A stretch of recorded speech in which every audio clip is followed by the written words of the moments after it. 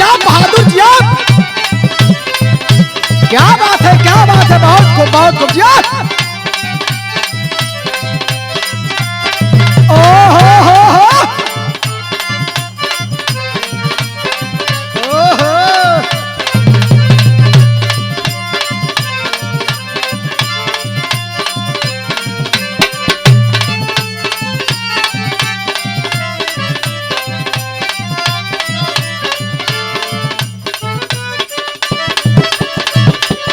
क्या बात है जिया बहादुर।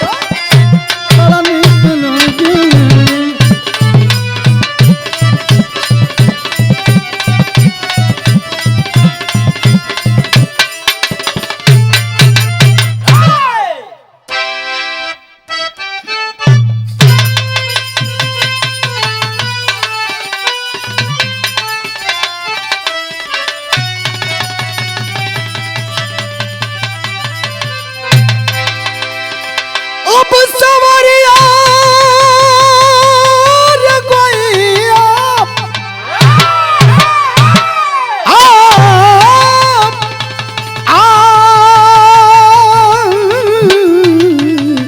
भोले बाबा जोगिया मोरे राम।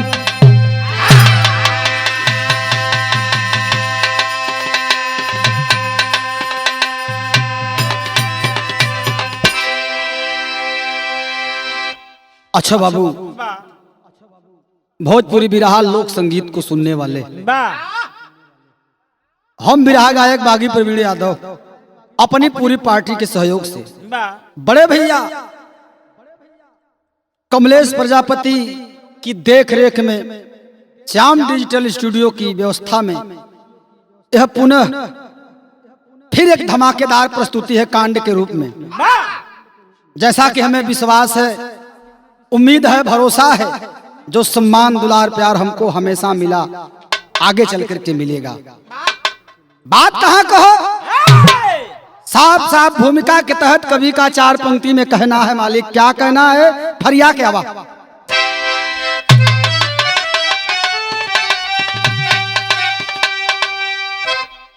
तो लाख गम झेल कर मौत से खेल कर आबरू जो बचा ले वो इंसान है।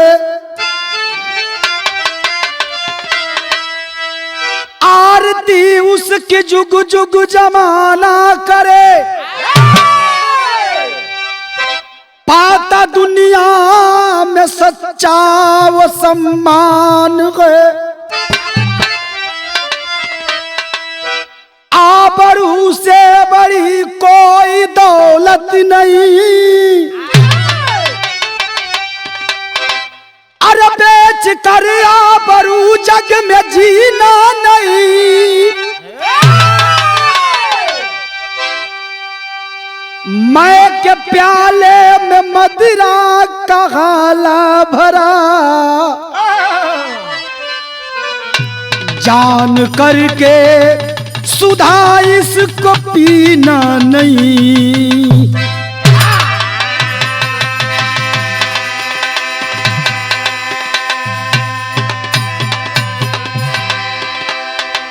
मैं के प्याले में मदिरा का हाला भरा, जान करके सुधा इसको पीना नहीं। अरे बारे कवि जी, आपकी कलम को मैं सलाम करता हूँ। हमारे बिरहा के शुरुआत में कवि जी इस समाज के तहत आज के लोगन के देख के एक लाइन बड़ी रसिक मिजाज कव्वाली का अंदाज लिखे ना, गीत का लाइन लिखे ना, का लिखे ना बहादुर।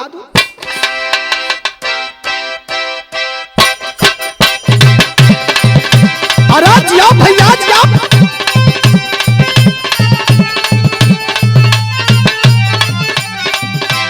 वह गीत है मास्टर। ए सुषमा, ये हम डायरेक्ट तोहसे कहत है का। अरे तुम जो चले गए तो होगी बड़ी खराबी। क्या बात है,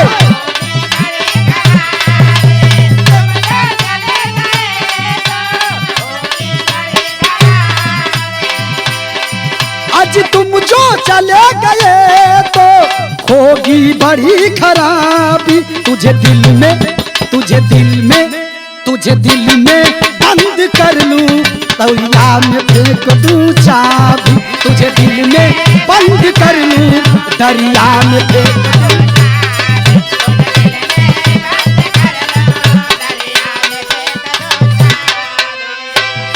लेकिन आज के समाज बदे कवि जी साफ साफ फरियाद के एक शिकायत कोल्हना भरी बात कहत हम। का कहना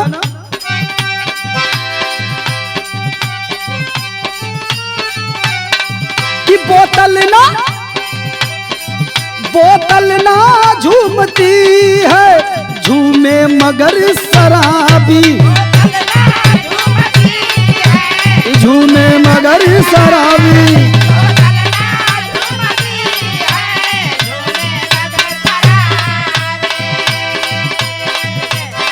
हाँ बोतल न झूमती है झूमे मगर शराबी। तुझे बस में कर लिया तो होगी बड़ी खराबी। तुझे बस में कर लिया तो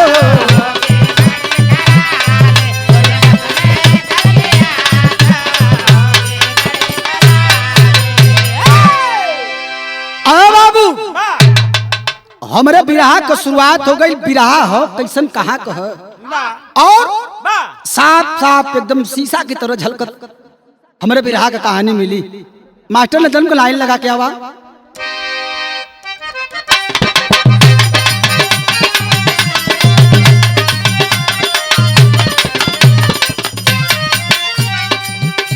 एक एक लाइन गौर करे वाली बात कवि जी लिखले हम का। सुराग के फेर में धन संपदा लुट जाती है। सुराग के फेर में धन संपदा लुट जाती है। नशे में चूर हो इंसानियत मिट जाती है।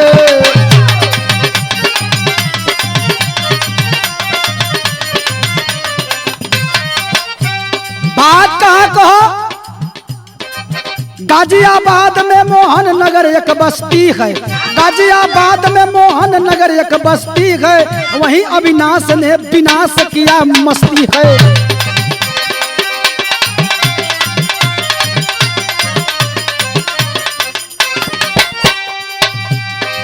उनके परिवार में के बाद नारी सीमा सुघर जो हुस्न की पिटारी थी।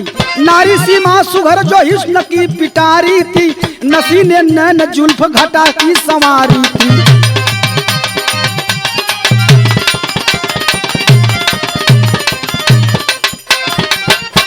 और के परिवार में हो हुए दो बच्चे पति बन गया शराबी था। हुए दो बच्चे पति बन गया शराबी था। नशा में चूर वह घर में करता नवाबी था।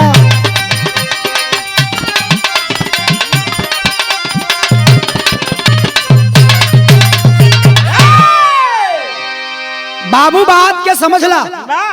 गाजियाबाद में मोहन नगर एक बस्ती है, बड़ी चर्चित बस्ती है।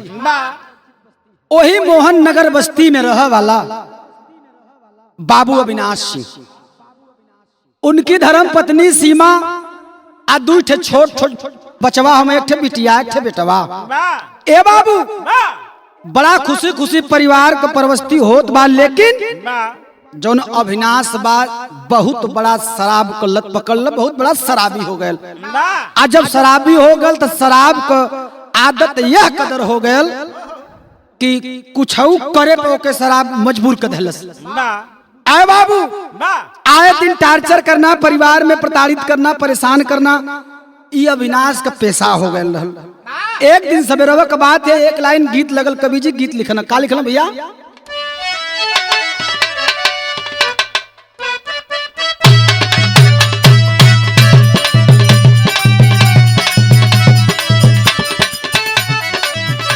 सुषमा मतिन कौनो मेहरारू एक दिन नंगाए गई, मन से धू बोलावत है तने तू, अरे तू कल ना न इस सटी रात में न पटी, का कहलो भैया वो मेहरारू,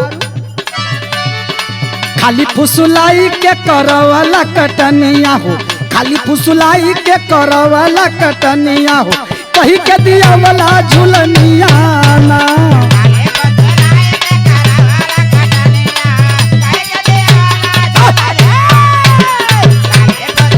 बार शर्मा जी बा।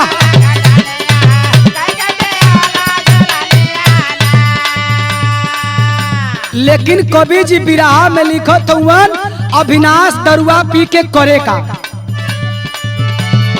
नशवा में चूर हो के करे मन मनिया हो, नशवा में चूर हो के करे मन मनिया हो, घरवा में बढ़ल परेशानिया ना।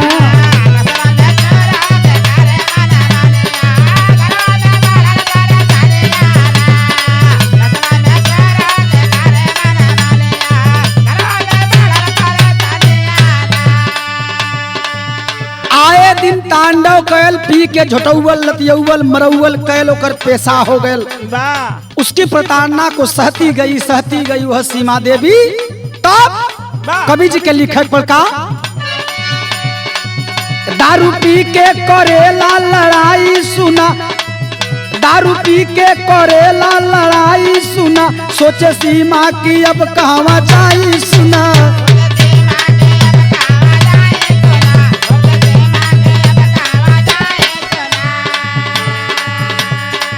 दारू पी के करेला लड़ाई सुना, सोचे सीमा की अब कहवा जाई सुना।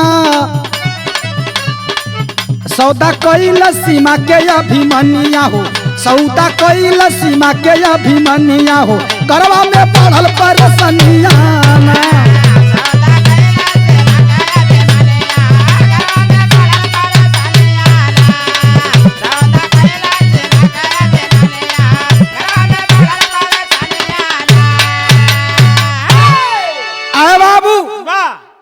दारू पियत पियत अविनाश सिंह के पास अब कुछ ना रह गए। तब दो चार ठे शहरवे का ओकर दोस्त हम आए दिन अविनाश के घरे दारू शराब पियल खायल बनावल आयल गए लगल रहे।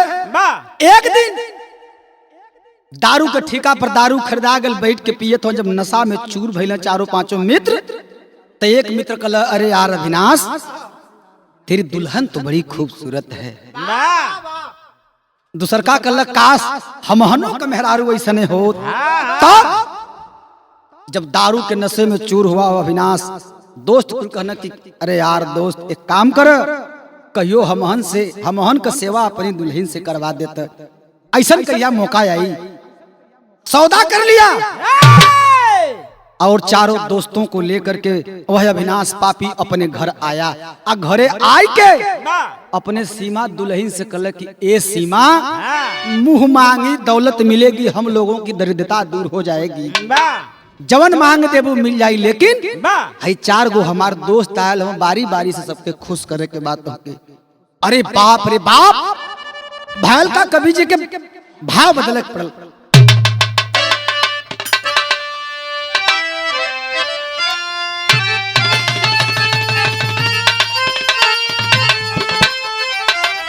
वह गीत है, अरे प्रभु आप बसे वृंदावन में, कि प्रभु आप बसे वृंदावन में, मेरी उम्र गुजर गई गोकुल में।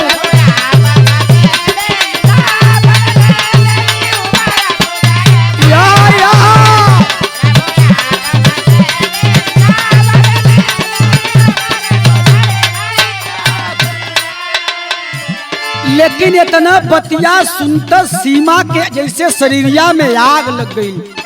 कहलस का, सीमा सीमा से पार हुई, सीमा सीमा से पार हुई, चारों को बात सुनाई है।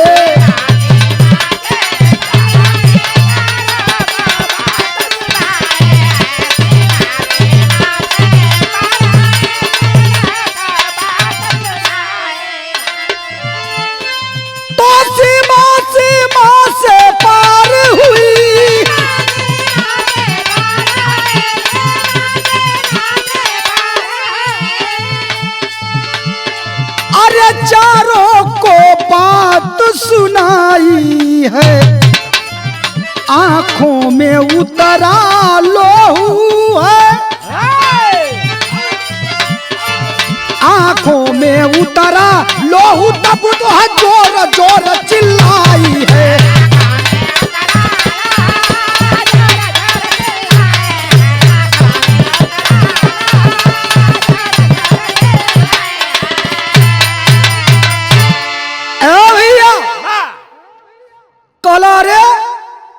यह मेरा घर है, रंडी खाना नहीं है, बेस्या खाना नहीं है।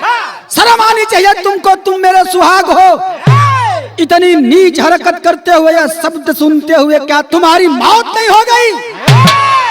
जाकर फटकार दी चारों दोस्तों को, कान खोलकर सुन लो। सीमा कहलस का कि बेशर्म बेहया बदतमीज,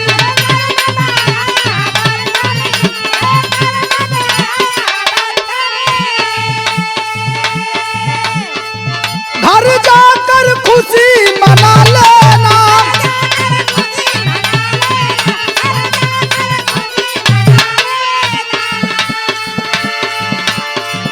अपनी बेटी बहनों के संग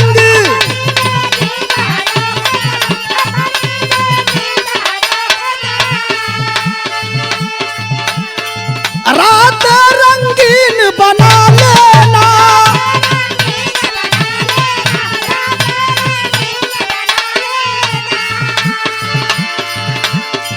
जल्दी भागो मेरे घर से, जल्दी भागो मेरे घर से, यह पति नहीं हार जाई है।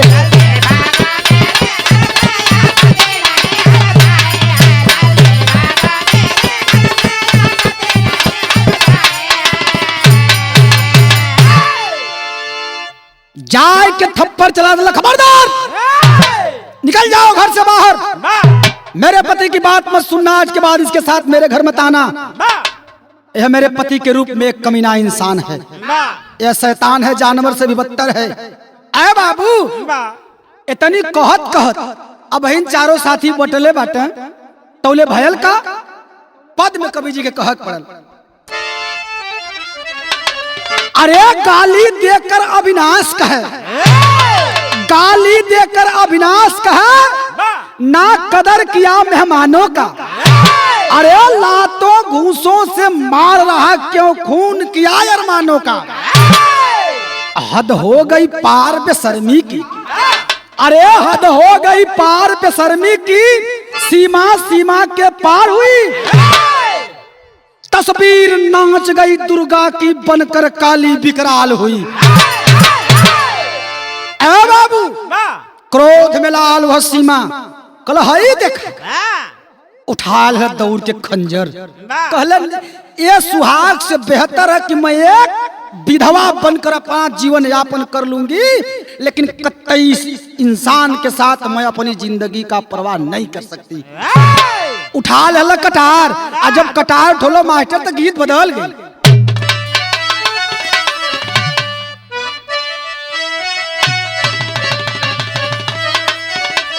वह गीत है कितनी लो बलम के करो। एक लाइन और कहे, अब ही उम्र मोरी बराबर सकी, अरे धीरे धीरे उठ उठ कर, तनी ले लो बलमुआ हम के कोरा।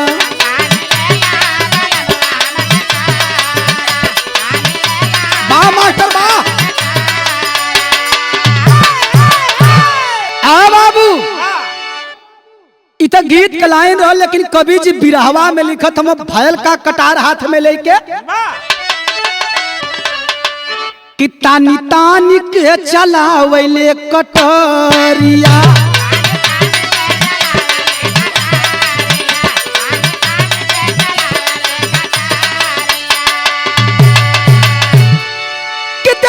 समान पति बनी गई दाना, अकोधमा में लाल नजरिया, कि तानी तानी के चलावे कटरिया।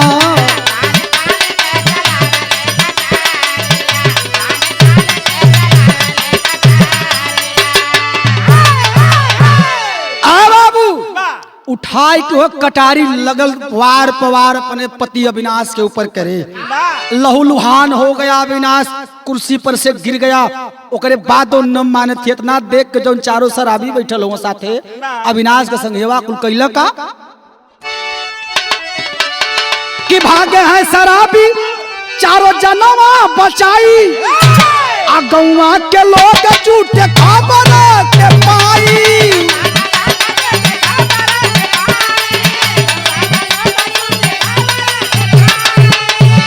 इतना ना जब हल्ला हो गल मोहन नगर बस्ती में तो आइले दरोगा साथ लेके पलटनिया अपनवा पे पाई के खबरिया तानी तानी के चलावले कटरिया।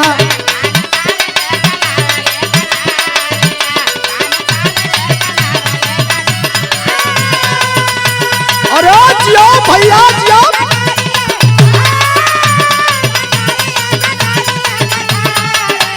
तानी तानी के चलावले कटरिया।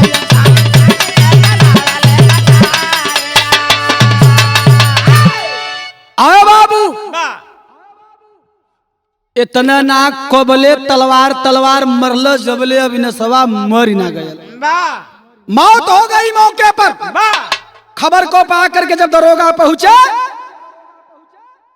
लगा दिए सीमा के हाथ में हथकड़ी, तब कवि जी के टेरी में लिखक पड़ भैल का भैया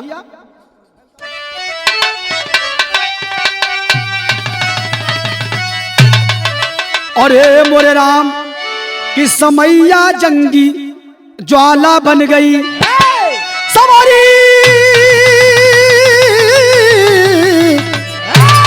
कि समैया जंगी ज्वाला बन गई।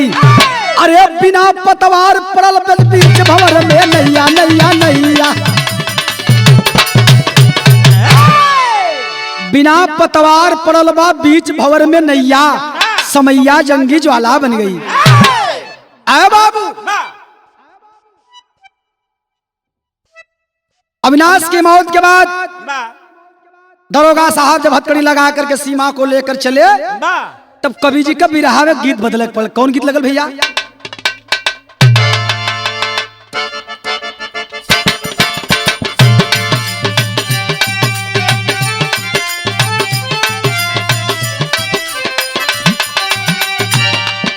ए विनोद शर्मा जी गीत तो बड़ी पुरान है लेकिन दिखाए में आज जो वह धारी है। कैसे? ए सुषमा अरे छोटी छोटी बिदिया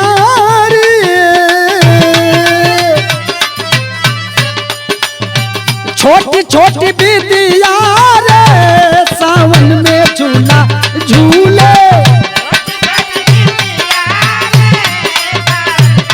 बहुत बहुत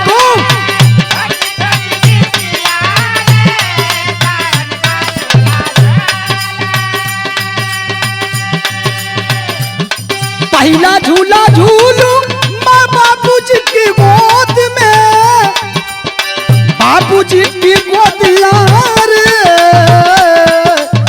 बाबूजी की गोदिया रे सावन में झूला झूले। छोटी छोटी बिटिया रे सावन में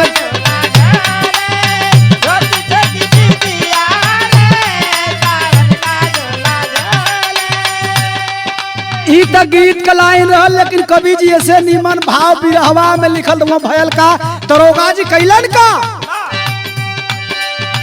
डाल हथ कड़िया गो, डाल हथ कड़िया हो अलिया के चले जेल में।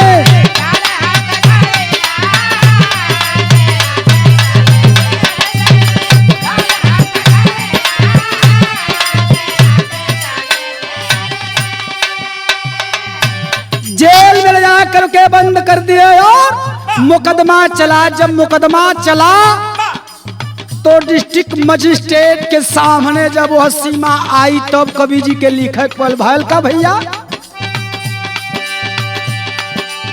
चलल बा मुकदमा पूछा, चलल बा मुकदमा जज पूछा तेरी छाना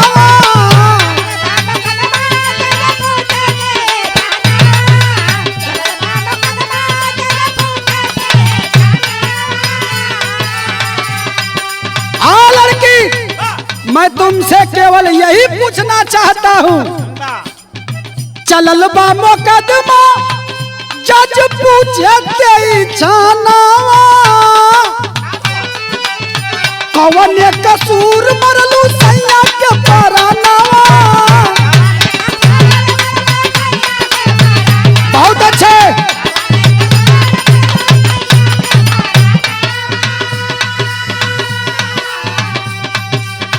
कहले गुजरिया हो, रोवले गुजरिया हो, लिया के चले जेल में।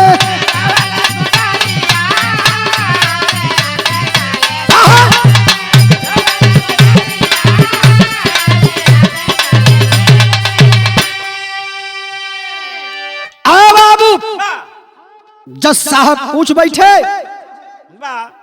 आ लड़के बता दे तेरी क्या गलती थी, आखिर क्यों इतनी बड़ी गुस्ताखी तुमने कर दिया, अपने पति की हत्या क्यों की।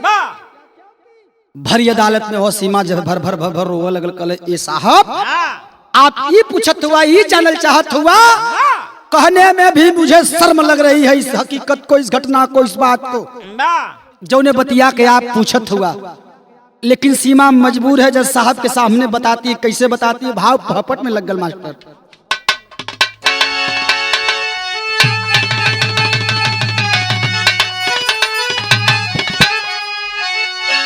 अगर न मरती छाती बीच कटरिया गोरिया रोवले, लुटाई जाती इज्जत के कटरिया गोरिया रोवले।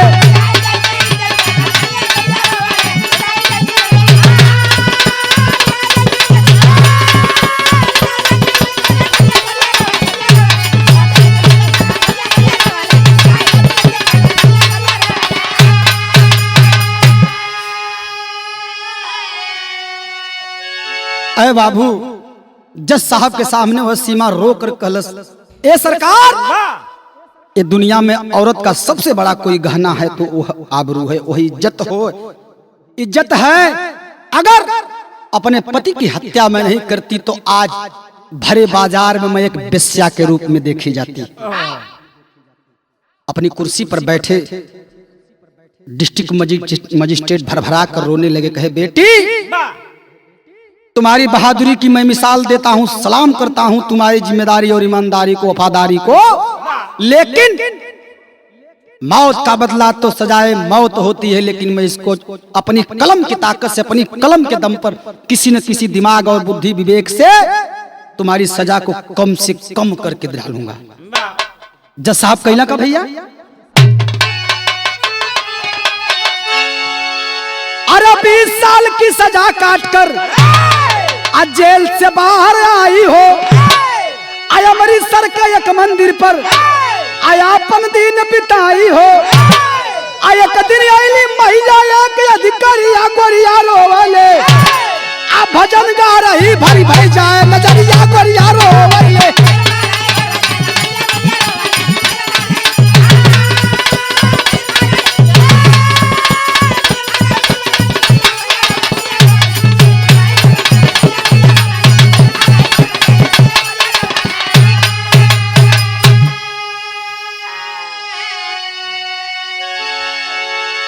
बाबू, उस सीमा देवी को 20 साल की सजा हुई और वह अपना 20 साल का सजा को काट करके, 20 साल की सजा को काट करके अमृतसर में आकर के साधुओं के मठ पर एक मंदिर पर अपना समय बिताने लगी।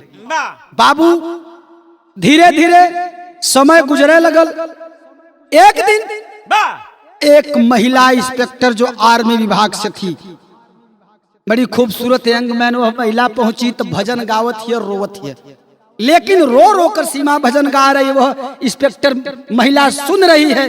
बड़ा अच्छा लगा, कुछ पुरस्कार के रूप में उसको पैसा दी और कलश की आखिर आप रोवत कहाँ? कहल बेटी हमार दास्तान तुम मत सुना, ये सुने लायक नहीं बा। इंस्पेक्टर उसकी गीत और संगीत से इतनी प्रसन्नचित हो गई कि आए दिन मंदिर पर फुर्सत में आकर के भजन को सुनना, कीर्तन को सुनना और 10 मिनट 1 घंटा 2 घंटा समय देकर चले जाना। एक दिन के एक घटना का घटल भैया, आल्हा में कवि जी के कहे पड़ल।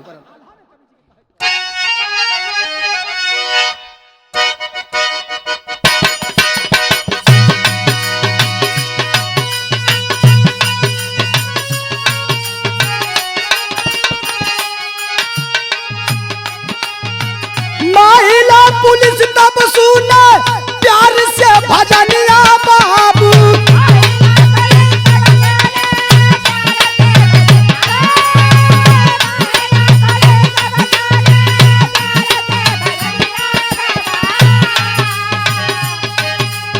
आजानी के गरीब देत रहे उपहार,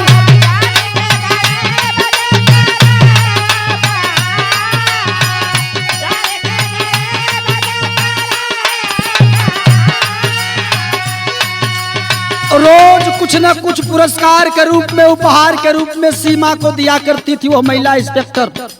अरे बाबू, एक दिन का घटना है, आय के भजन कीर्तन सुन के मंदिर से वापस होते ही अपने हमरा ही अपने साथियों को लेकर के वो महिला इंस्पेक्टर तब भयल का रास्ता में एक दिन आतंकी मिले पीछे रही में बाबू,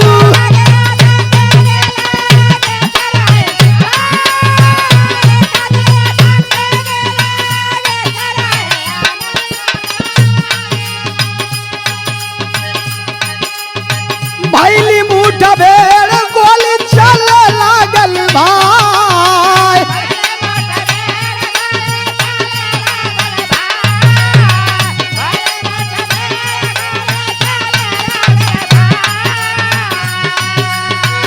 वह महिला इंस्पेक्टर किरण सिंह अपनी टीम को लेकर के जा रही थी। एकाएक आतंकवादियों द्वारा बमबारी हो गई, घुसपैठ हुआ, तब मुठभेड़ में भयल का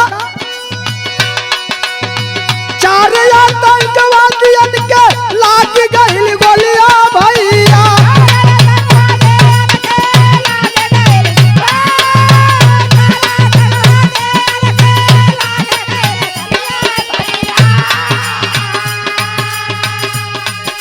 अरे चार आतंकवादियन के गयल बा परानवा भैया,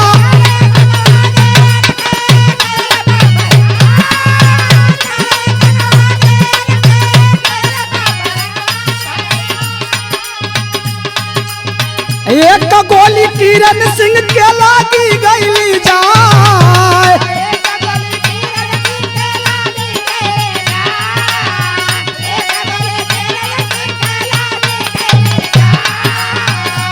ए बाबू, चार आतंकवादी तो मौके पर ढेर हुए, लेकिन एक गोली सनसनाती हुई गई और इंस्पेक्टर किरण सिंह के पेट में लगी।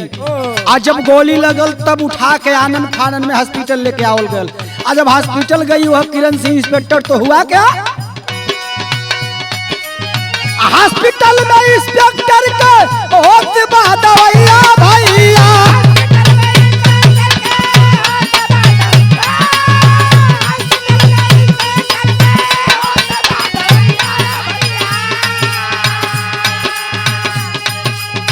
जाके अस्पताल सीमा कहे दिल खा,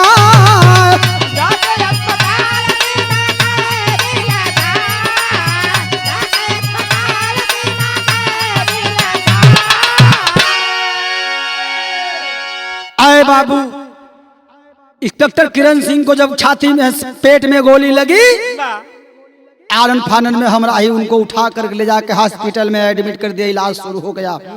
इधर एक दिन बीता, 2 दिन बीता, 4 दिन बीता, 6 दिन बीता, जब मंदिर पर यह हुआ कि आखिर क्या बात है, इंस्पेक्टर साहिबा नहीं खियावत, मंदिर पर चर्चा होने लगी, का दिक्कत है, का परेशानी, साहब तो रोज आवत रही है, काहे घरी ना आवत है।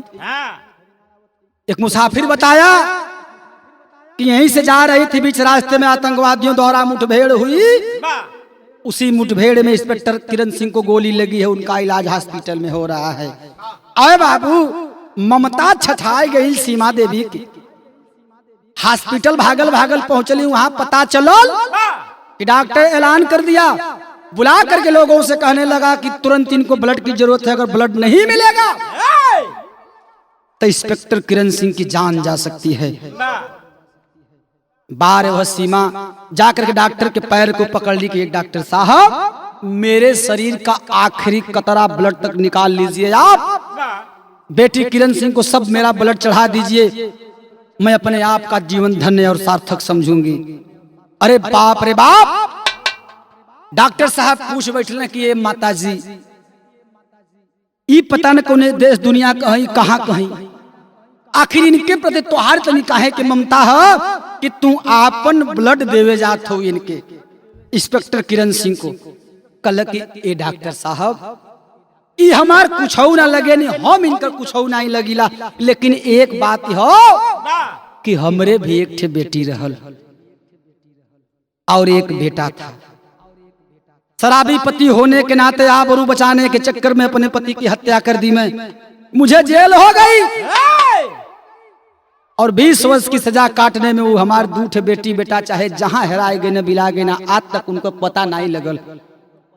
लेकिन प्यार ममता छलक पड़ी इस बेटी के लिए, इसलिए कि वो हमारी बेटी चाहे जहां होई, अगर जीवित होई तो यही बेटी की उम्र को होई, आओ बेटा हमार चाहे जहां होई वो डॉक्टर साहब तोहरे उम्र के लगभग हुई।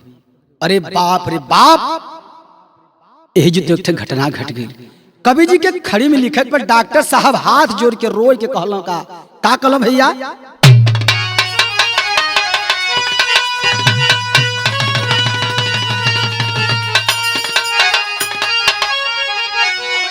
अरे रोवे डॉक्टर कि रोवे डॉक्टर, दिल में ना सबूरवा होई, ये माई हमारे तुहरे गोदिया के दुलरवा होई।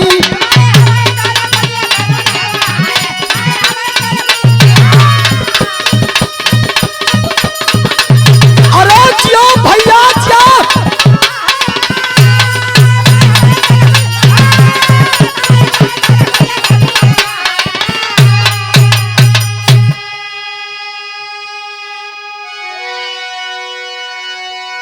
अरे बाप रे बाप, पैर तले जमीन खिसक गई। सीमा सुनत है कि डॉक्टर साहब कहना पैर पकड़ के रोवे लगन कने, ए माई ई तोहरे सामने जवन डॉक्टर खड़ा हुआ डॉक्टर संजय सिंह जी के हुआ और ना, उ तोहार बिछड़ल अभागा बेटा हम ही हैं।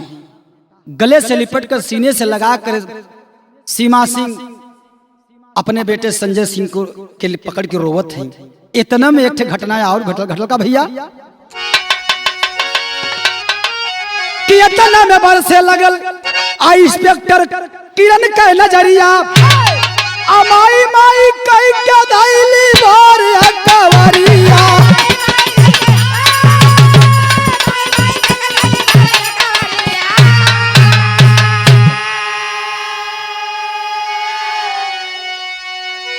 इतनी बतिया के सुन के कि ये माई हम ही तुम्हारा भागा बेटा संजय सिंह है।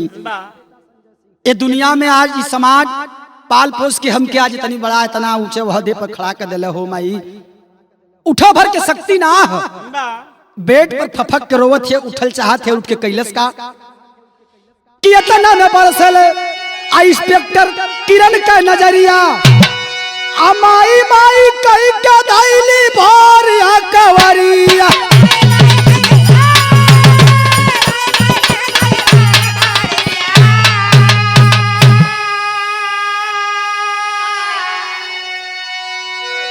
अपना पीछो फिर दोबारा होई, अरे अपना पीछो फिर दोबारा होई, ये माई हम ही तुहरे गोदिया का दुलारवा।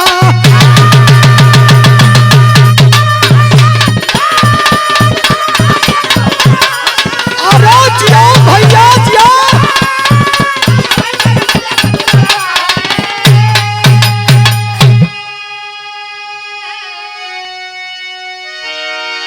ए बाबू यह मालिक का मर्जी है, दुनिया का खेला है। आज बिछुड़ल भाई बहन और मतारी एक साथ मिल गए ना, आज खुशी खुशी अपने जिंदगी का फिर से नई शुरुआत करत हुन। हमारे बिरहा का आखिरी लाइन कैसे मास्टर,